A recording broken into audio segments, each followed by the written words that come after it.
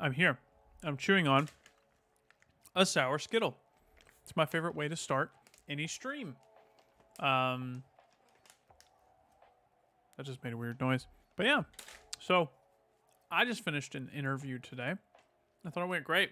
I really liked the place. I hope they liked me.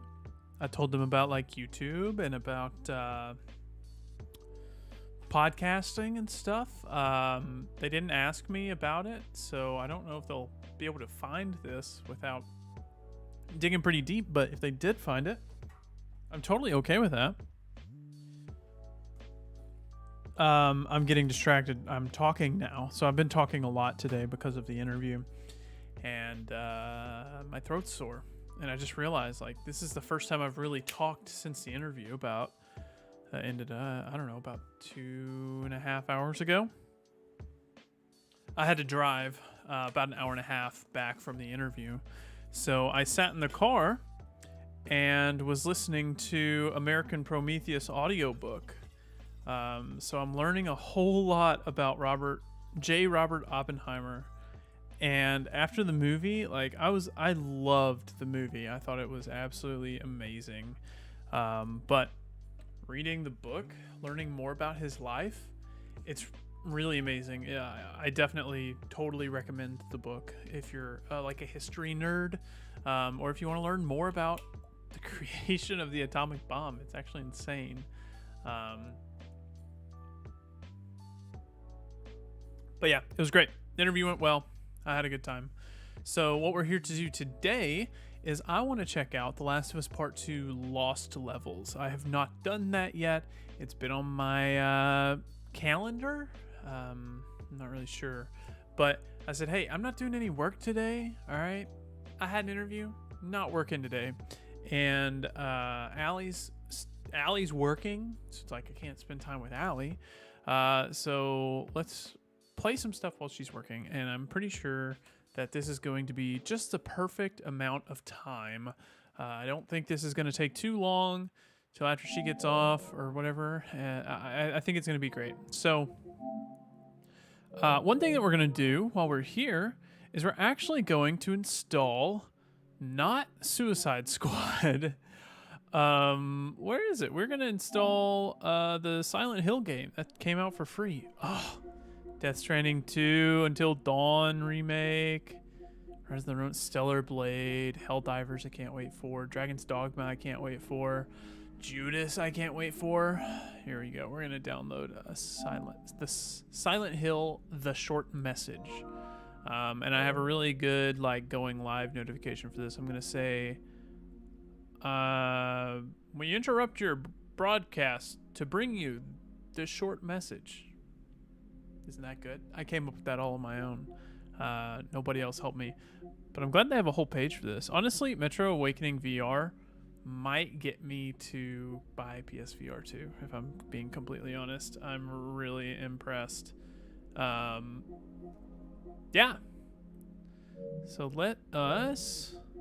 That's downloading. We don't care about if it's downloading, though. Let's hop into Last of Us Part 2. We'll adjust the audio as needed. Audio might be a little low right now. We'll see. But just let me know how the audio goes. I am kind of reading, checking in at a bunch of texts that I've gotten after. I'm checking in on a bunch of texts that I've gotten after my interview, so please forgive me. I'm texting my professors, telling them how it went. They're all very concerned. Not concerned. They're all very invested and interested. So yeah, it was good. It was nice.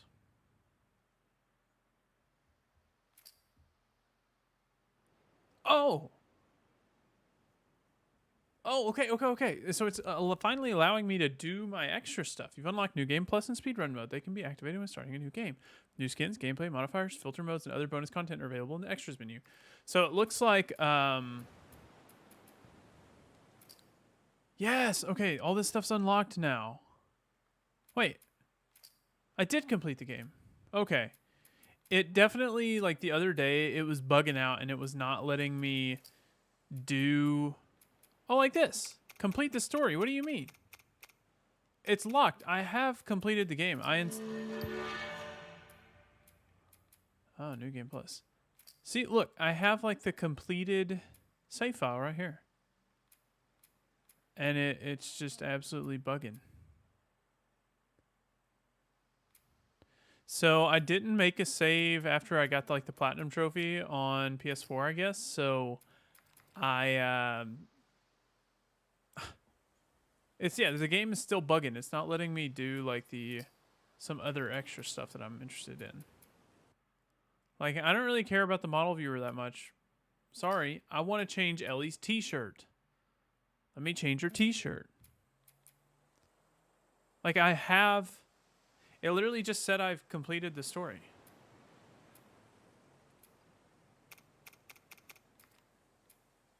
That's aggravating. Whatever, let's play the Lost Levels. So this one, Jackson Party.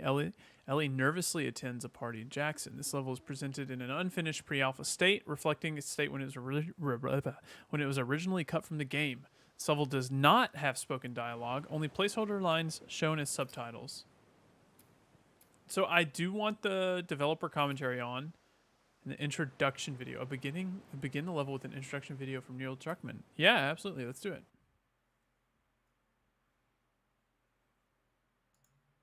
I'm in. I want to know. You're about to play an unfinished level from The Last of Us Part 2.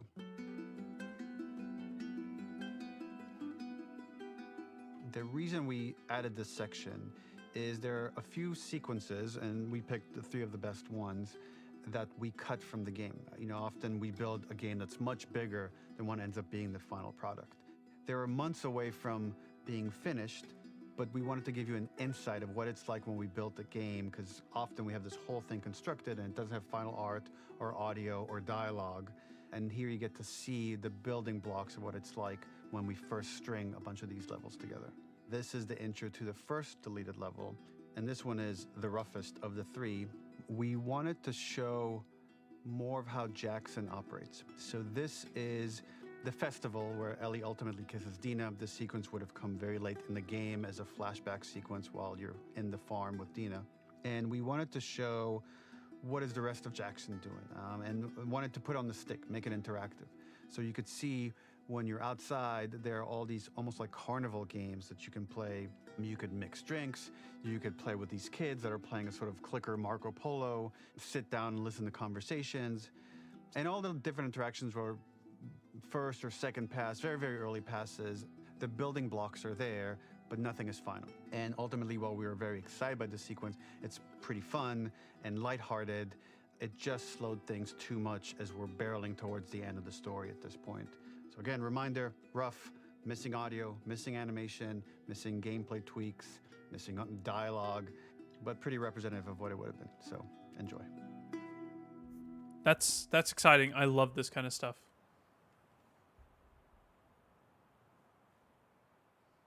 What the F is wrong with me?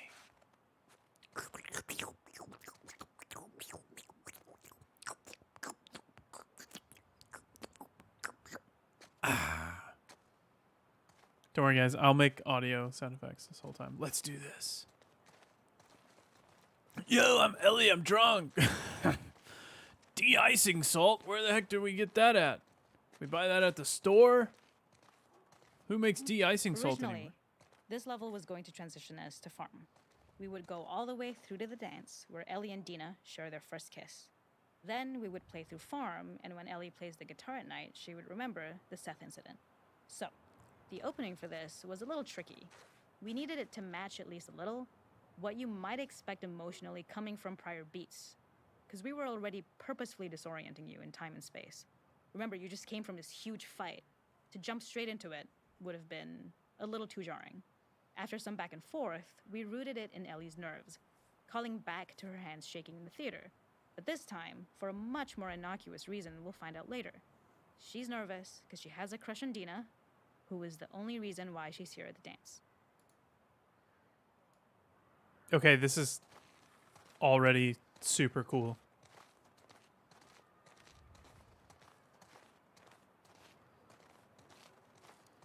Oh, dude, you can see like the gray boxing there. This is so cool. They need to do more of this. I want every unfinished Naughty Dog product ever to be shown off like this.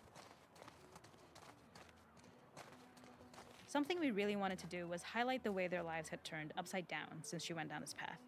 We had this idea of recontextualizing all of our usual gameplay mechanics that were designed for really violent ends. The workbench, door bashes, throwable weapons, and even the infected, which is my personal favorite. Peppered throughout the level are moments of levity or shared history, all the while seeing how happy and mundane they all were before her huge revenge odyssey.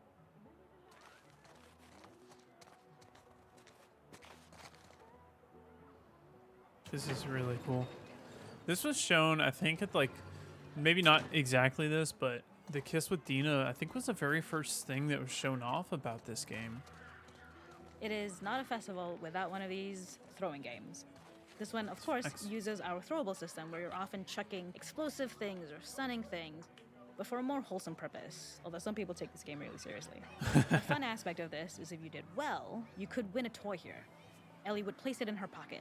If you had done this, you'd find the toy with JJ, the baby, later back at the farm. Oh! When we cut this, the toy made it through anyway because it was so cute. It is the same one you see on the tractor at the farm. Ollie the elephant. That's cool. Let's play the game. Huh. I got him. Huh. Huh. What do you mean, nice try? Shut up, the game is rigged anyway. Yeah, I very clearly won that game. All right. Games, prizes. All right, what is this? This is one of my favorite sections because I think that it achieves both the slice of life aspect of Jackson while also being a stark reminder of how dark the world that they live in really, really is. To attract attention and curiosity, one of the kids was supposed to make this adorable, messed up little clicker impression, and the others would giggle. We tried a version where if you got close enough, the kid might try and follow you a little before turning back. Since clickers are blind and move by echolocation, for this game of messed up tag, Ellie must close her eyes and listen for when the children give themselves away. The thought was that these kids are in relative safety. They still grow up with the dangers of clickers and runners, and all those lessons would embed themselves in the games that they play. When the festival got cut, they tried to preserve this moment and move it to the front of the game where the snowball fight is, as a tutorial. However, being in the headspace of a clicker doesn't really teach you how to deal with them. Eventually, it evolved, and they instead made the snowball fight, which was, I think, way more effective. For me, it's character illuminating that not only does Ellie know this game, she plays along. There's a familiarity with the kids that's really nice to see, especially because it's such a difference from the Ellie we see later, who has a sort of hollow normalcy that she's trying to get with JJ, but kind of fails. I love this. This is so cool.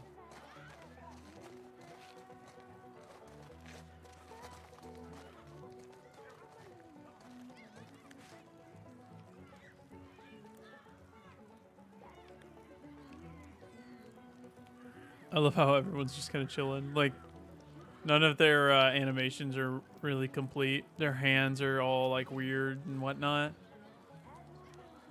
All right, we can get up, Ellie. Nobody really has anything to say. They're all just chilling. There's a hidden spot at the back that was just a bit of fun. It was highlighting Jackson's normalcy with something we would find in a real world. In the back, you would find teenagers finding some alone time with each other in a dark corner of a party. It was rewarding the player for peeking into a hidden corner, but ultimately redirecting them back to the festival.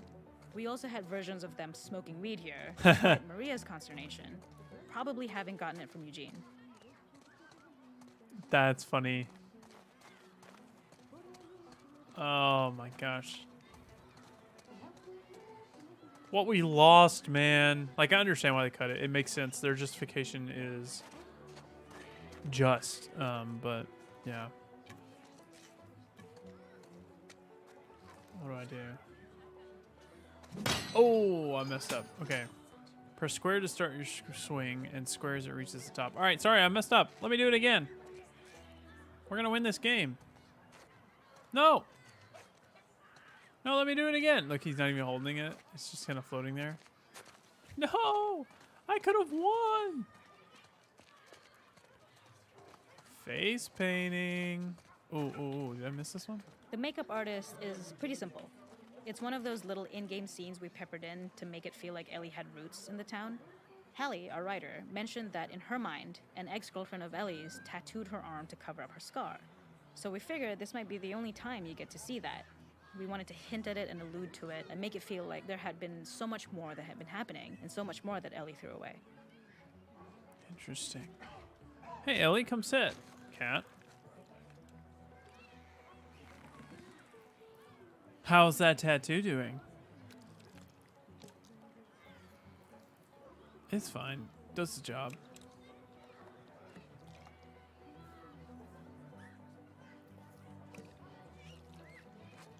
We should touch it up. Maybe I can add something else. Yeah, maybe. Interesting.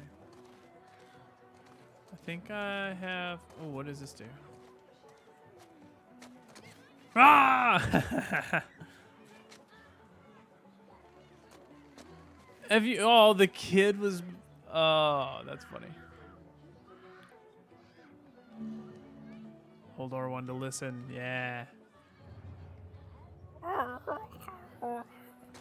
Ah! Okay, you win. He's stuck in the... Oh!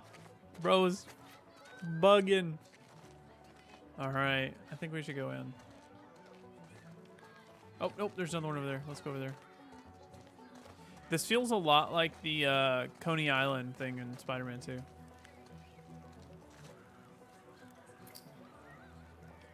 Bourbon. This is taking their like what's it called?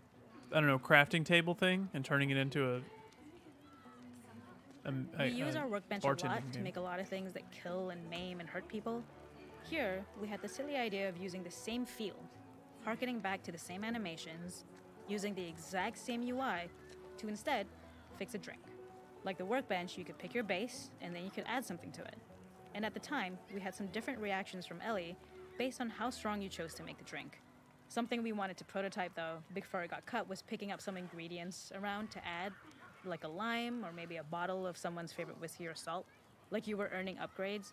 We also toyed with having Ellie carry around the drink you made and occasionally sip it, psyching herself up to go talk to Dina inside because she's nervous.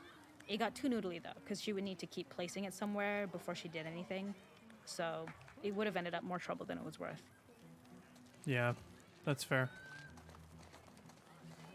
I love this. This is so cool. What's up, Maria?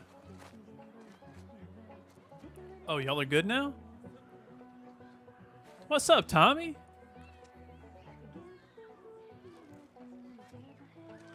I love how there's like nothing in there and it's not complete at all. I love it. That's it. Wait, I didn't get all of them. Hold on. I only got 5 out of 7, I thought. Was that it? Silent Hill's ready to play. Hold on, we're going back in. You're about to play an unfinished level from The Last of Us Part 2. Oh, we can skip this. We can skip this. We can skip this. Yeah, I've already done this. I thought we missed one of those. Did we not? I thought we were maybe going to go inside and get another one or something. Did we get all 7? Hold on, let's see. Okay. We'll do this Originally, one. So this is one of 7. This level was going to transition us to farm. We would go all the way through to the dance, where Ellie and Dina share their first kiss. Then we would play through farm, and when Ellie plays the guitar at night, she would remember the Seth 2. incident. So, the opening for this was a little tricky. We needed it to match at least a little what you might expect emotionally coming from prior beats. because we were already purposefully disorienting you in time and space. Remember, you just came from this huge fight. 3, To jump 4, straight into 5, it would have been 6. a little too jarring. After some back and forth, we rooted it in Ellie's nerves, calling back to her hands shaking in the theater. But this time, Oh, no, for I got a much all of more them, huh? innocuous reason we'll find out later. She's nervous because she has a 7. crush on Dina, Yeah, who 7's is the back there. only reason why she's here at the dance. Okay. I did get all of them then. Let's see, are there any trophies related to lost levels?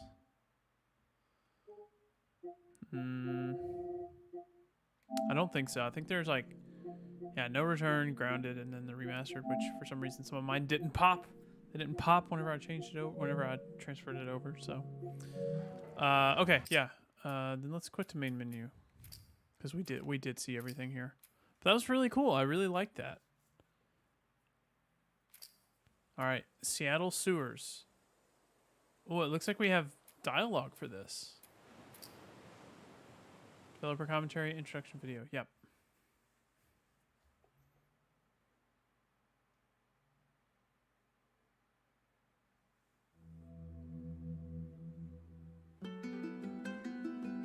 Seattle sewers.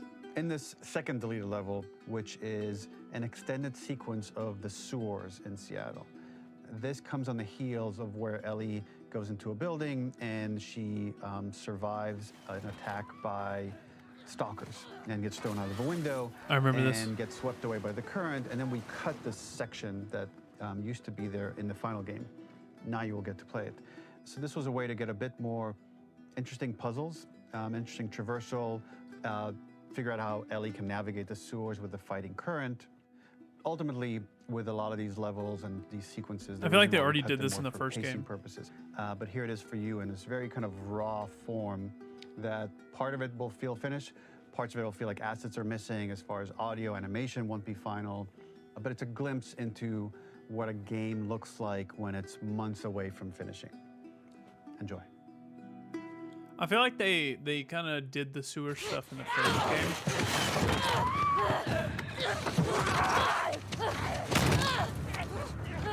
Yeah, I remember this.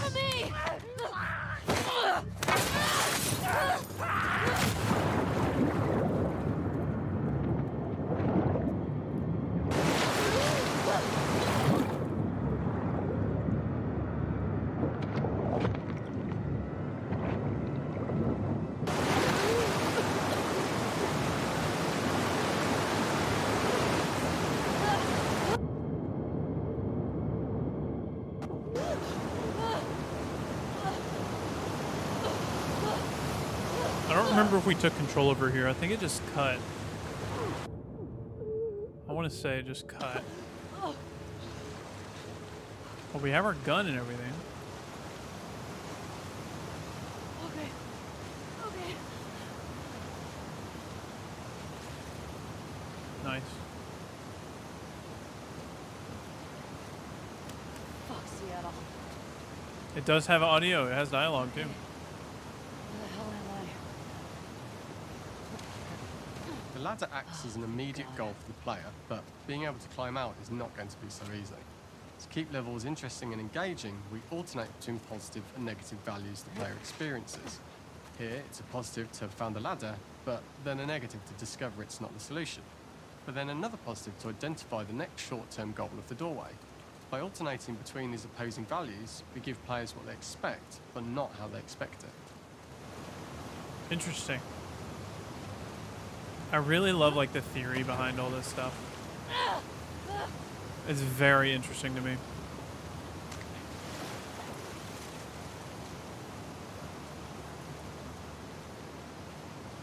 This level, internally known as Find Nora, was quite long in duration as we had to make Ellie traverse a far distance to the opposite side of downtown Seattle.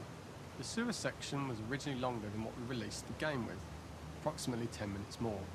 This was one of the few areas of the game that used water flow as part of a traversal puzzle. The player has to go upstream to use the current to get to the platform to reach the other side. We mostly cut this mechanic game wide, however it remained in essence in the section swimming to the aquarium as Ellie, where we were avoiding the waves. Gotcha. Okay. Interesting.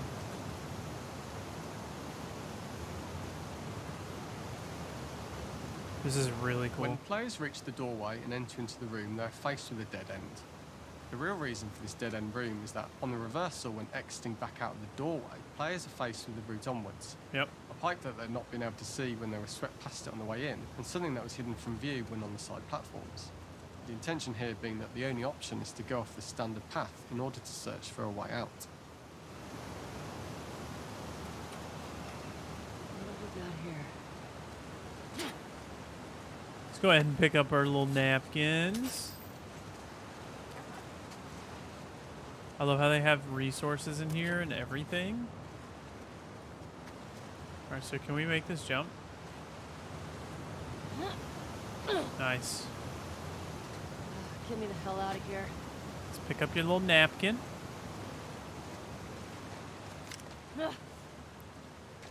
Throughout the rest of the level, we also used light to indicate to the player that they were heading in the right direction. At each turn, however, we blocked the direct route forward. Players would know that they just have to keep finding alternative paths, promoting those feelings of being desperate and trapped.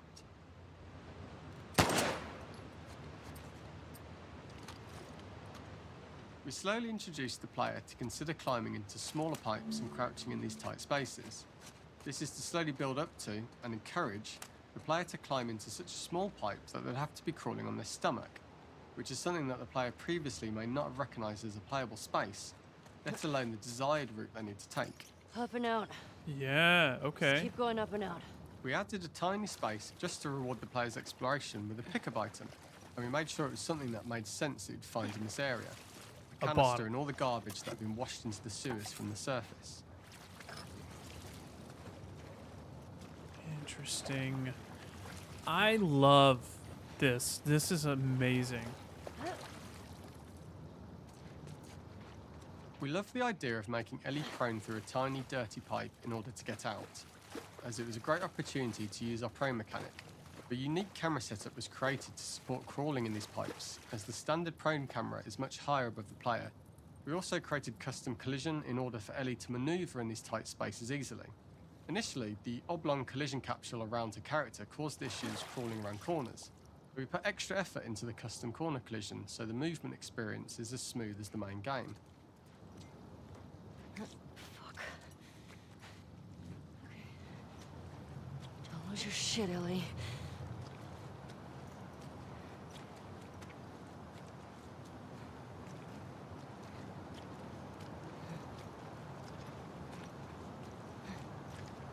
This is so cool.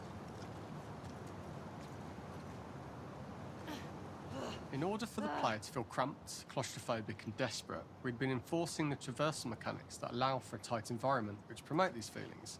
We introduced the use of the squeeze through so that we can keep the player feeling enclosed and tight, but without repeating the same geometry.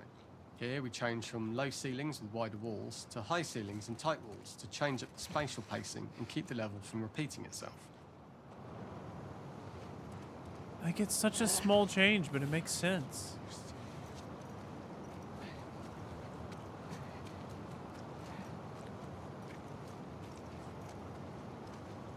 They got their whole new collision thing going on. I can feel it like guiding me whenever I just pressed forward to keep me from getting like locked in a corner or something. Originally, we had the waterline much higher here, so players had to swim through this tight tunnel. However, from watching user test feedback, it was occasionally causing people to discount the route entirely and turn back on themselves. Huh. So to avoid any risk of this happening in the final game, we present a lower water level so the tunnel is easy to see and commit to using. Although this isn't as impactful without the prone swim, it's the better decision as it means a smoother experience for the player with no backtracking frustration.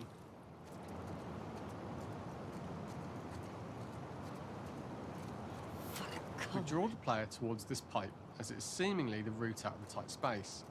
Fairly soon it is obvious that this path is blocked. Yeah. If the player goes all the way up to the bars that block the path, they are rewarded with a pickup, so this journey doesn't feel wasted. It was important to encourage the player to try to progress along this path so that they would subtly be thinking of progress in this direction. We hint to the player that there is a bigger, new space beyond this pipe by showing the player the waterfall. This helps players consider the other route where they don't know how far the tunnel is or whether they'd make it. As we surface from the water and over the crest of the slope, we reveal what is further in this tunnel. a clicker that has sprouted and the fungus has grown on the sides of the pipe. It was great to see people who user-tested this area becoming increasingly worried as we forced the player to squeeze past the fungus and inches away from the clicker's face, all the time not being sure whether the clicker might be alive or attack them. Although we aren't as cruel as to force a clicker attack in such close proximity, we do have a payoff for this moment. This clicker momentarily turned into Joel to show Ellie's PTSD from what happened to Joel at the start of the game. Ultimately, we decided to save this moment for the farm level, as it was more impactful there because it could become the centrepiece of that experience. Whereas in the sewers, we weren't able to make it as much of a narrative point and give it the breathing room and reaction time that it deserves, given the tight space. This is really cool.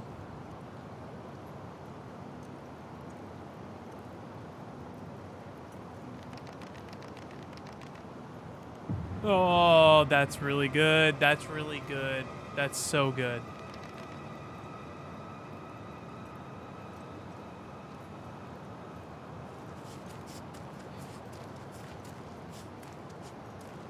Oh, shit!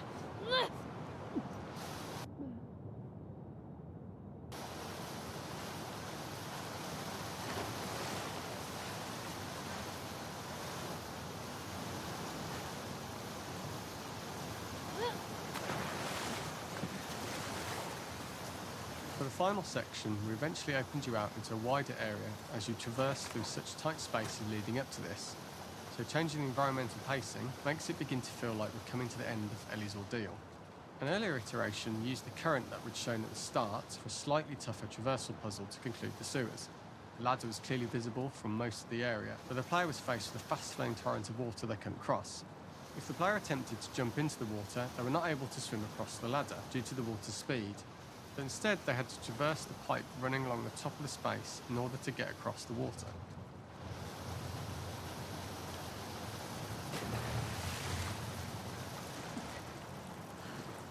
Interesting.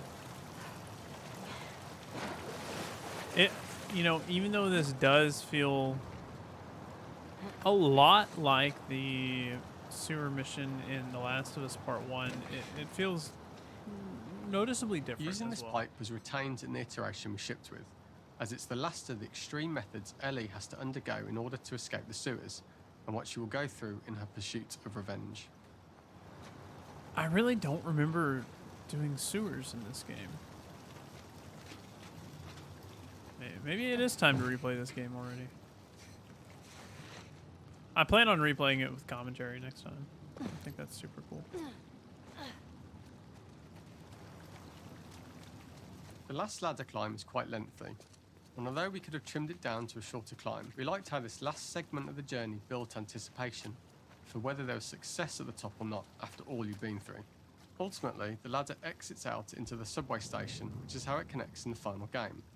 Ellie then has to find her way to the hospital from here, crossing paths with the scars for the first time.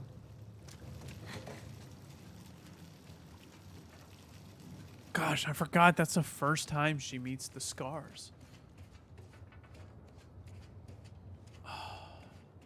This game is so good.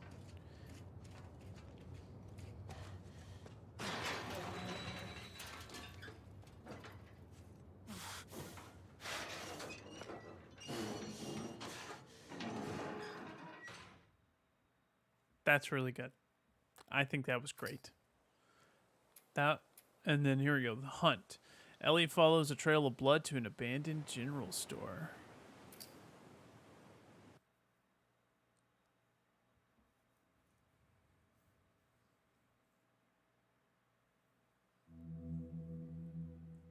Why don't more games do this? This is awesome.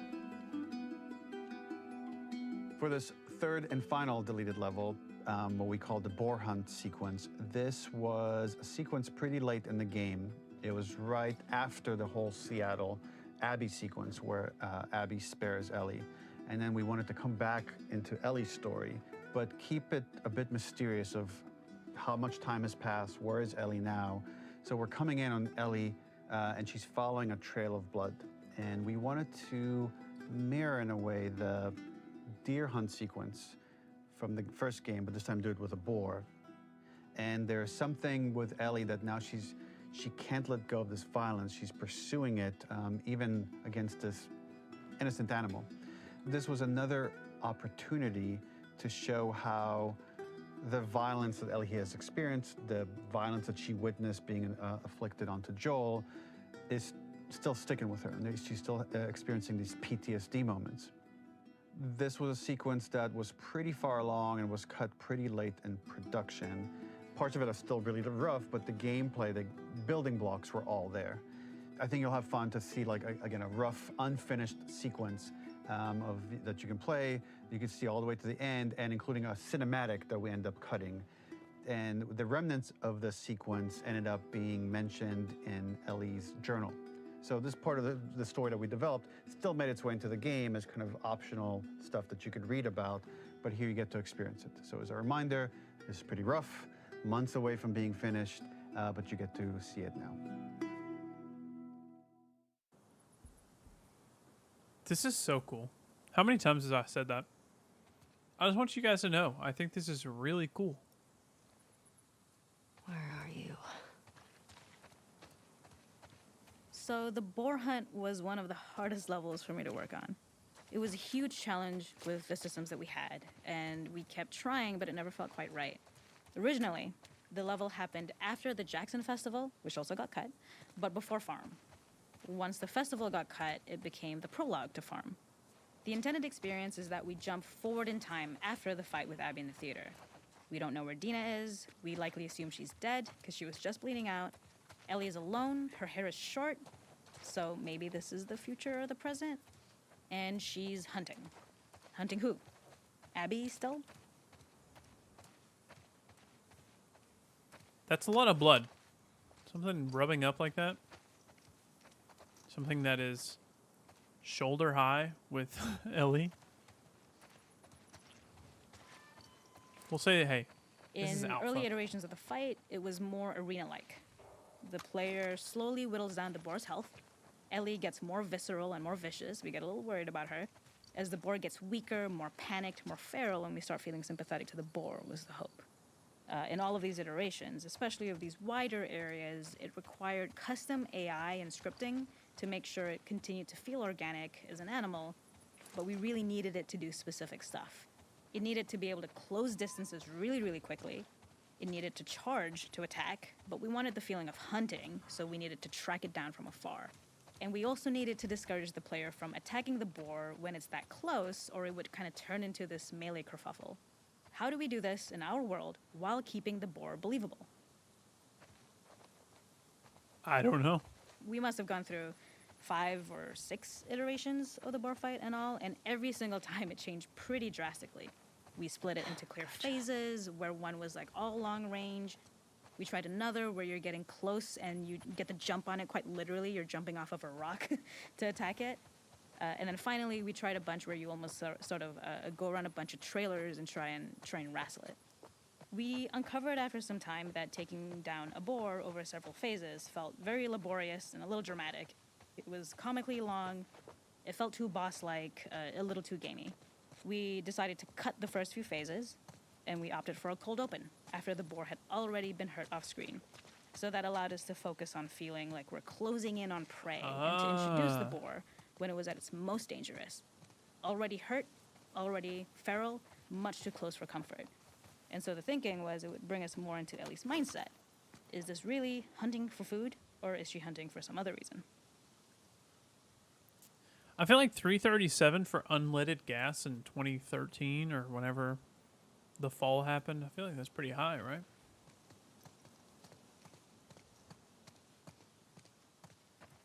The gas station was built to highlight the boar's destructiveness. Since it's cramped, the boar feels larger. We also feel trapped with it, though perhaps it's trapped with us. When it charges, it gets to us quickly, so we must be on our toes. This made it more aligned with Ellie's sort of hunting for trouble mindset. Listening became more important, as well as moving around slowly so it didn't hear you. Could you spot it before it saw or heard you? And could you get a shot off quickly enough so you could dodge out of the way? Or is the shot worth the cost after? It feels like a gamble. By the end of the fight, everything would likely be in shambles. The boar would burst through the back, and Ellie would follow it and finally enact revenge. Okay. I can't see shit. Hello. Alright. I love the little right hand turn.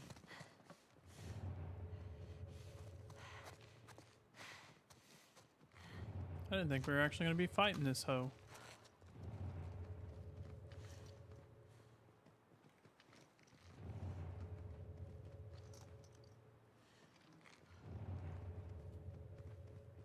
Bro's just chilling back there. What is that? Oh, that's his scent. Or no, that's my scent. That's right. I forgot that we have a scent in this game that the dogs could track.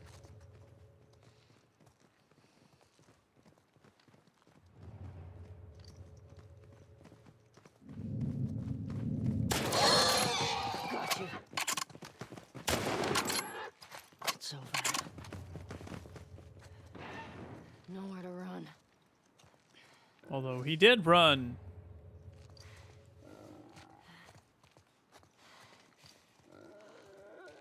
Is he dead? Is he dying?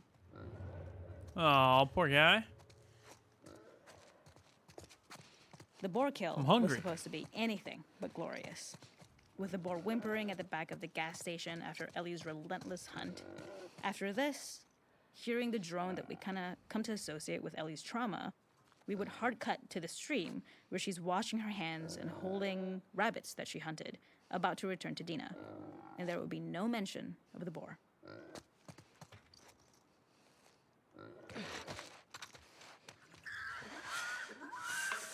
Oh, this is a cutscene. Poor boar. I'm hungry. Don't care.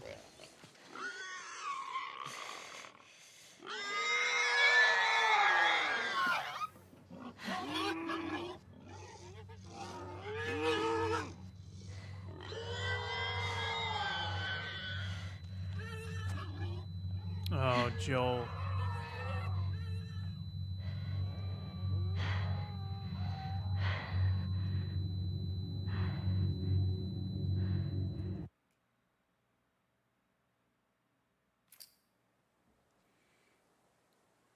Those are pretty good.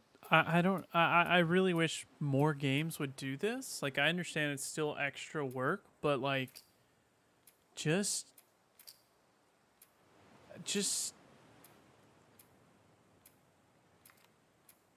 seeing it, I don't know. It's amazing. The tunnels, that mission's so cool. It's all red and everything.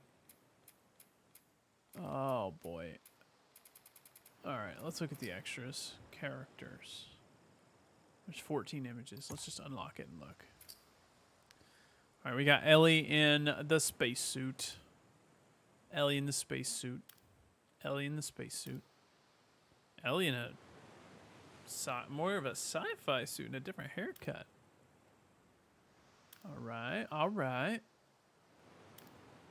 Okay. Okay, Ellie. Okay, Mad Max. Is that supposed to be Abby? I guess that is supposed to be Abby. Didn't really look like Abby right here. It just looks like a Mad Max character.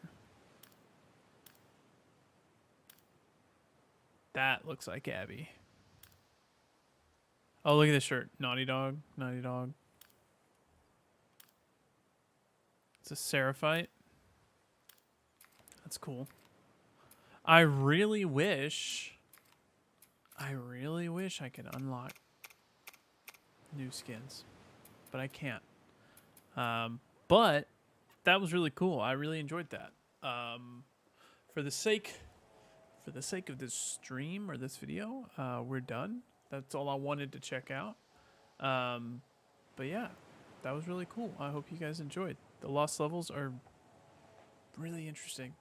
I thought they were just really cool. I wish more games would do this. I know that there's always things cut from games, and I wish there was like a standardized way for us to see that kind of stuff. Like, if it's cut and you're never going to use it, just show it to us. I want to know. Like, put that work to use somehow, right?